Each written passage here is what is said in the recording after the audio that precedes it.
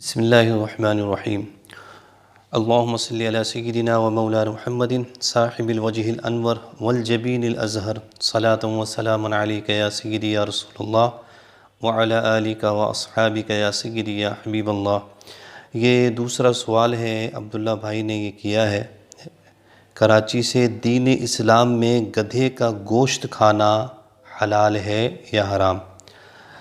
تو عبداللہ بھائی، قرآن مجید برہان رشید میں اللہ رب العزت ارشاد فرماتا ہے کلوا من طیبات ما رزقناکم، وہ پاکیزہ چیزیں جو ہم نے تمہیں بطور رزق عطا فرمائی ہیں وہ کھاؤ۔ تو دین اسلام ہمیں پاکیزہ چیز کھانے کا حکم دیتا ہے۔ اب جو شے کھانے میں یا پینے میں استعمال ہوتی ہے وہ اگر پاک ہے، حلال ہے، تو اس کا کھانا حلال بھی ہے، جائز بھی ہے، اور جو شے ناپاک ہے اس کا استعمال کرنا بھی شرعاً ناجائز ہوگا یا حرام ہوگا۔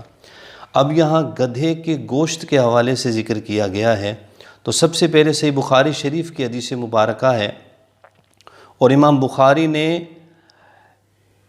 باب ہی اس مسئلے میں باندھا ہے کہ باب لحوم الحمور الانسیہ، یعنی یہ جو گدھے ہوتے ہیں نا پالتو، ان پالتو گدھوں کا گوشت کھانا، اس کے باب میں حدیث نمبر ہے 5521 نمبر، حضرت عبداللہ ابن عمر رضی اللہ تعالیٰ عنہما سے مروی ہے کہ نہى النبی صلی اللہ تعالیٰ علیہ وسلم عن لحوم الحمور الاہلیۃ یوم خیبر، اللہ کے پیارے نبی نے پالتو گدھوں کا گوشت کھانے سے منع فرمایا خیبر کے دن۔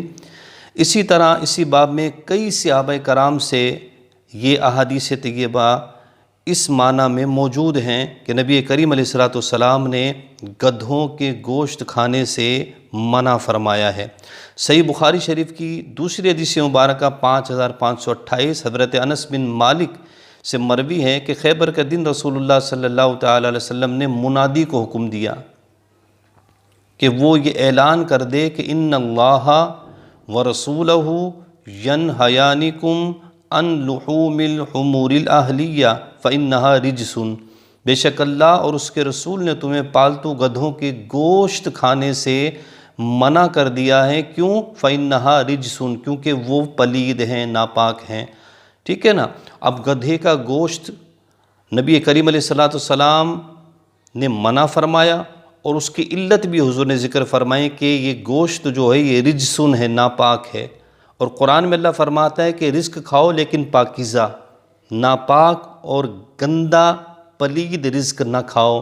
لہٰذا ان احادیث کی روشنی میں یہ بات واضح ہو جاتی ہے کہ گدھے کا گوشت کھانا دین اسلام میں حرام ہے، ناجائز ہے۔ واللہ تعالی عالم ورسولہ اعلم بالصواب۔